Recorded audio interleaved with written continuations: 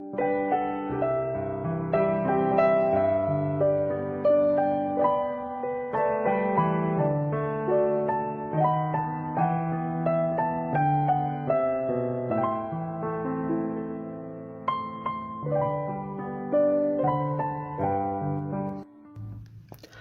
palavras dos meus lábios e o meditar do meu coração sejam agradáveis na tua presença, ó Senhor, rocha minha e redentor meu. Que as palavras dos nossos lábios sejam agradáveis a Deus e a Cristo Jesus, o nosso Redentor. Que nesse dia nós possamos entregar totalmente as nossas vidas nas mãos do Senhor.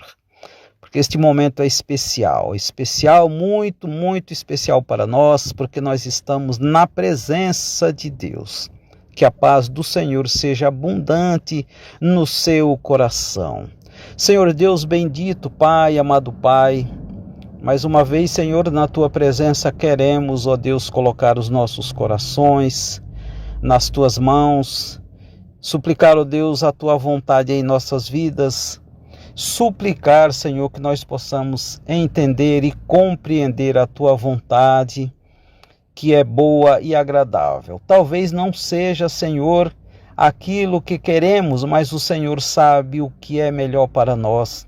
Que nós possamos, teus servos, ser humildes ao ponto de entregarmos completamente na tua vontade. Que nós tenhamos plena convicção de que o Senhor está dirigindo as nossas vidas, que nós tenhamos plena convicção que o Senhor está no controle de tudo e que a tua vontade, Senhor, é soberana sobre todas as coisas, sobre as nossas vidas e sobre os nossos planos e projetos.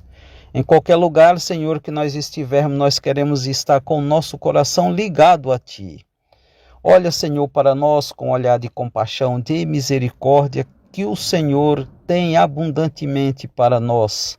Ser propício a nós, pecadores, e ajuda-nos, pois precisamos da tua direção. Que as palavras dos nossos lábios sejam agradáveis a ti, Senhor, neste momento, pois nós oramos a ti em nome de Jesus. Amém.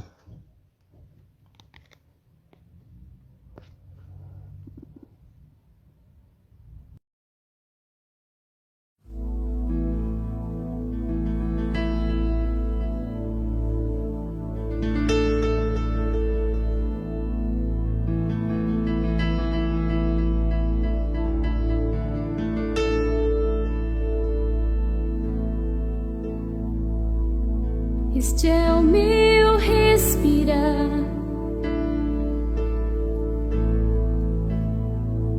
este é o meu respirar. Teu Santo Espírito vivendo em mim.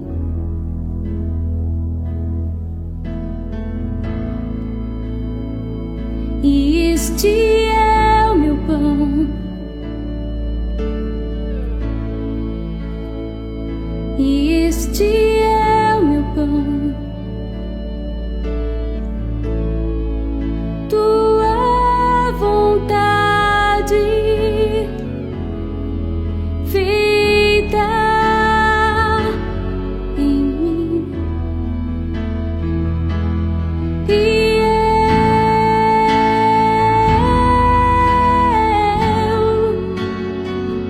eu nada sou sem ti.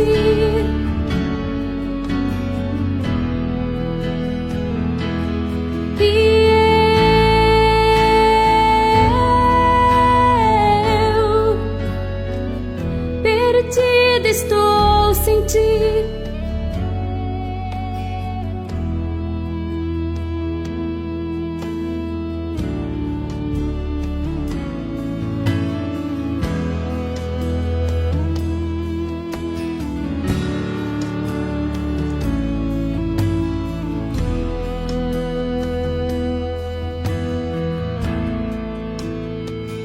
Este é o meu respirar,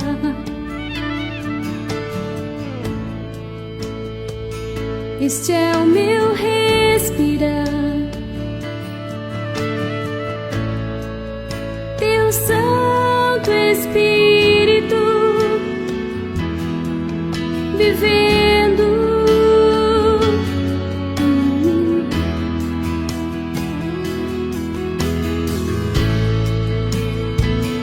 E este é o meu pão.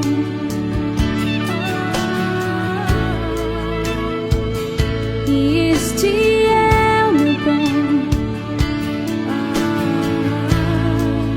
Tua vontade feita em mim. E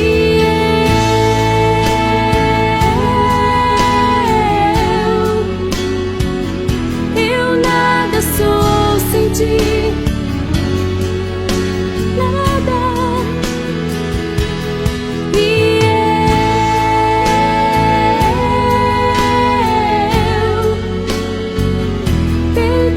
Estou sem ti.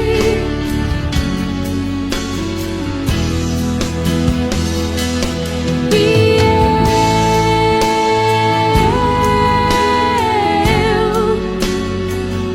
eu nada sou sem ti.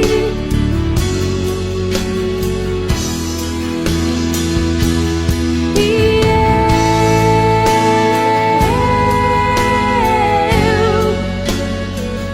perdida estou sem ti. Perdida estou.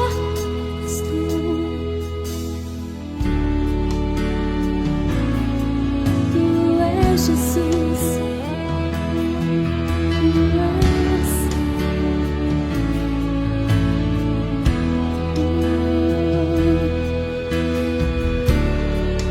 Te amo.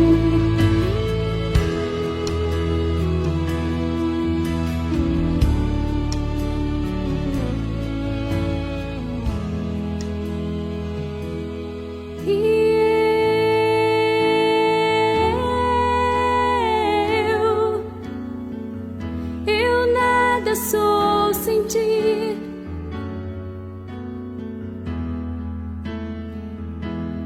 E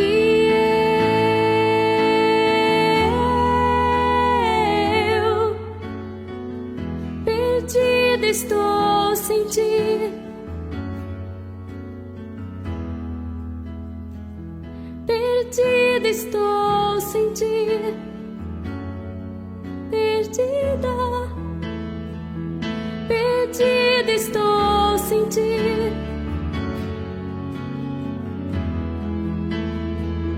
Perdida estou sem ti.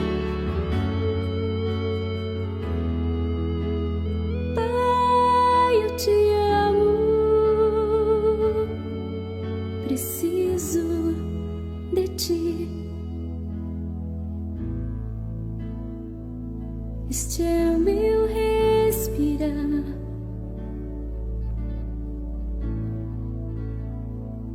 Este é o meu respirar.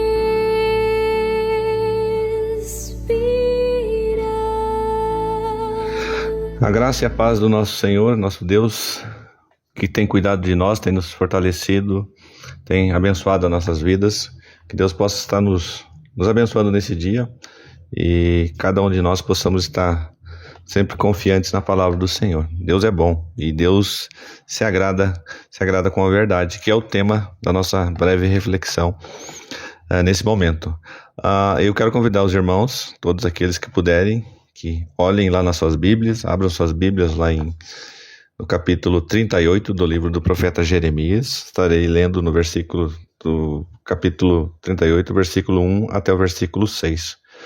Fala do etíope Ebed-Meleque e como que ele salva Jeremias da cisterna. Claro que eu não vou ler todo o texto, mas somente os primeiros. Fala assim: ouvi, pois, Cefatias, filho de Matã, e Gedalias, filho de Passur, e Jucal, filho de Selamias, e Passur, filho de Malquias, as palavras que Jeremias anunciava a todo o povo, dizendo: assim diz o Senhor, o que ficar nessa cidade morrerá a espada. a fome e de peste, mas o que passar para os caldeus viverá, porque a vida lhe será como despojo e viverá. Assim diz o Senhor: esta cidade infalivelmente será entregue nas mãos do exército do rei da Babilônia, e este a tomará. Disseram os príncipes do rei: morra este homem, visto que ele, dizendo assim essas palavras, afrouxa as mãos dos homens de guerra que restam nessa cidade e as mãos de todo o povo, porque este homem não procura o bem-estar para o povo, e sim o mal. Que Deus assim abençoe a sua palavra. Em seguida eu estarei lendo os versículos 5 e 6 durante o texto. Quando a gente olha para a verdade, e muitas vezes pode acontecer, algumas vezes pode acontecer de a gente falar a verdade e, por falar a verdade, enfrentar situações que sejam difíceis, né? E aí a gente se sente injustiçado. E muitas vezes a injustiça, ela nos desanima, né? Mas também, a gente também tem histórias e a gente sabe que muitas vezes a verdade vem à tona e toda a injustiça, ela é esclarecida ou ela é quebrada. Claro que ficam muitas vezes os traumas, a desconfiança, as desilusões que cercam todas as situações. Mas quando a gente olha para a Bíblia, e esse texto é uma evidência disso, e a história de Jeremias também, a gente sabe que Jeremias, ele viveu isto. Jeremias insistiu em falar a verdade de forma clara, mas como essa verdade não era conveniente aos que ouviam essa verdade, eles, de maneira rápida, eles preferiram silenciá-lo. Quando a gente olha para o contexto que foi escrito essa passagem, ele profetiza no tempo do rei Zedequias. Rei Zedequias foi o último rei de Judá. Ele reinou lá de 597 a 586 antes de Cristo. Na realidade, ele quase nem reinou, ele foi quase que o tempo todo um rei vassalo da Babilônia, e que mais tarde ele se rebela contra o rei Nabucodonosor II e sofre todas as penas. O maior erro dele foi não ouvir a voz do Senhor, não obedecer. Ele preferiu se acovardar e seguir com os planos daqueles que estavam junto com eles, e a cidade caiu. Os seus próprios filhos foram mortos na frente dele, seus olhos foram vazados, e ele foi acorrentado e foi levado para o exílio na Babilônia. Então ele pagou um alto preço, o rei. Mas quando a gente vê realmente a verdade, muitas vezes ela dói. E Deus já havia ordenado ao seu povo que se rendesse aos babilônios, a Nabucodonosor. O Deus de Israel também era conhecido como o Senhor dos Exércitos. E a gente pode se perguntar, se questionar, mas será que agora havia surgido um exército mais poderoso do que o próprio Senhor dos Exércitos, do que o próprio Deus, Javé, o Senhor de todas as coisas? Será que Deus seria destronado? Os líderes de Israel estavam dispostos, com suas próprias intenções egoístas, a provar que Deus não precisava se prostrar, o exército de Deus não precisava se render aos babilônios, mesmo os profetas falando ao contrário, mesmo eles vivendo numa vida que não agradava a Deus, que era uma vida que estava trazendo muitas consequências por causa do pecado. Mas o interessante é que Deus não precisava provar para ninguém que ele era superior, que o seu exército era mais poderoso.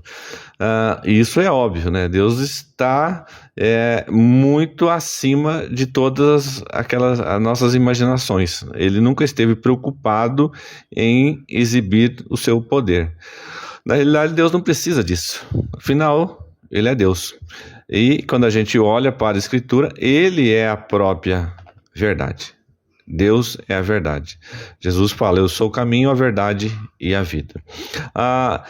Deus, ele, antes disso, de provar alguma coisa para o povo, para o mundo, ele estava em trabalho, ele estava ocupado em resgatar o seu povo da rebelião e da desobediência que eles vinham tendo consequentemente. E se para isso acontecer fosse necessário que os israelitas passassem por um tempo de disciplina, e o local foi escolhido foi a Babilônia, o Senhor com certeza iria permitir isso livremente. Deus não estava preso às vontades, ao entendimento das pessoas. A lógica de Deus está acima dos esquemas humanos, não só dos esquemas, dos joguetes de poder que existem entre nós, seres humanos.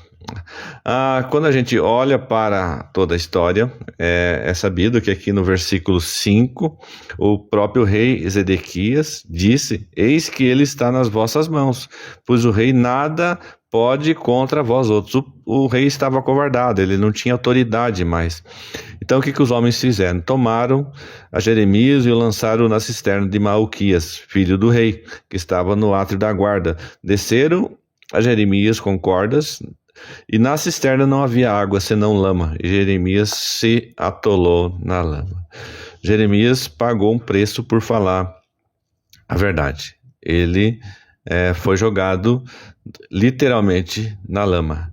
Mas quando a gente olha para a história, a gente sabe que ele vai sair da cisterna, ele vai ser resgatado, e mais tarde, acima de toda a lógica, acima de toda a qualquer contexto histórico que a gente venha entender ou não entender, a gente entende que o Filho de Deus, que é a manifestação da própria verdade, ele foi entregue na cruz para morrer pela minha, pela sua e pela desobediência daquele povo.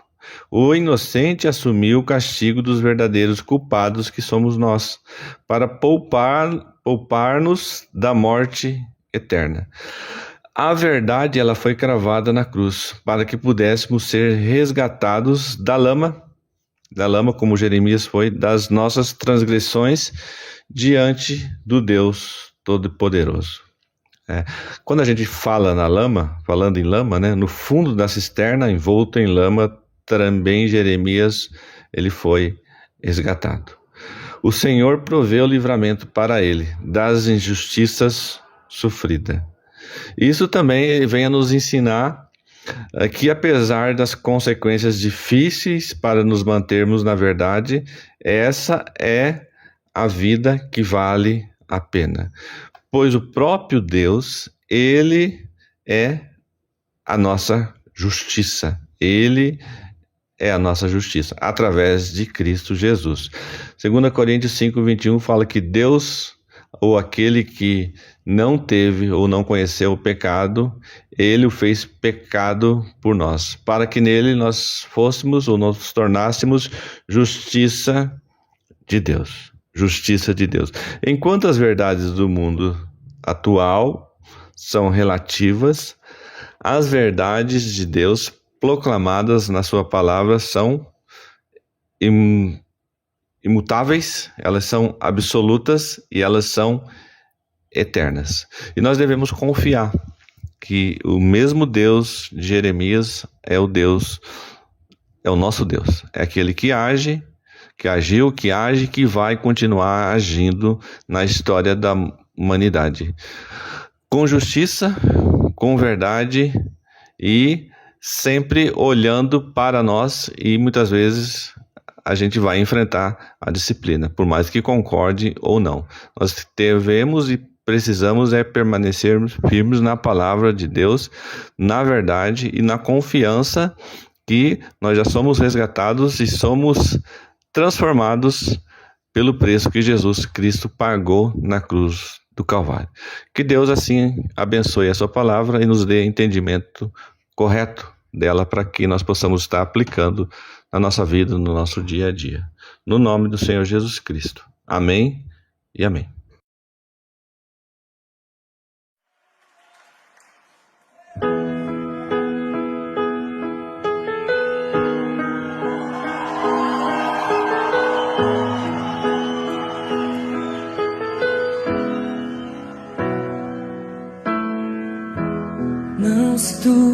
nosso coração.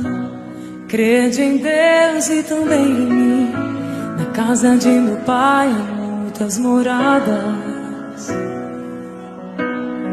Se não fosse assim, eu não teria dito: vou preparar-vos um lugar.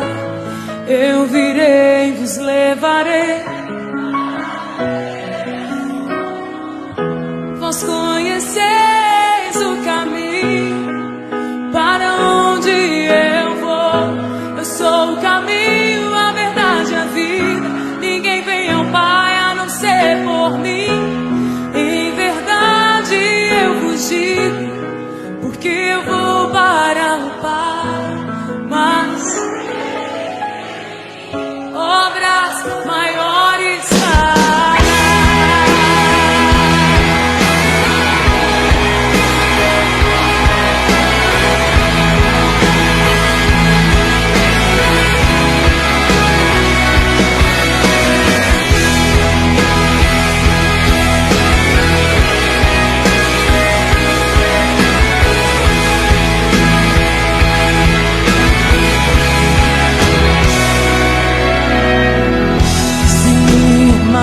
Verdadeiramente guardareis os meus mandamentos. Eu rogarei ao Pai, Ele vos dará o Consolador, o Espírito da verdade, que o mundo não pode receber, mas Ele habita em vós e estará em vós para sempre.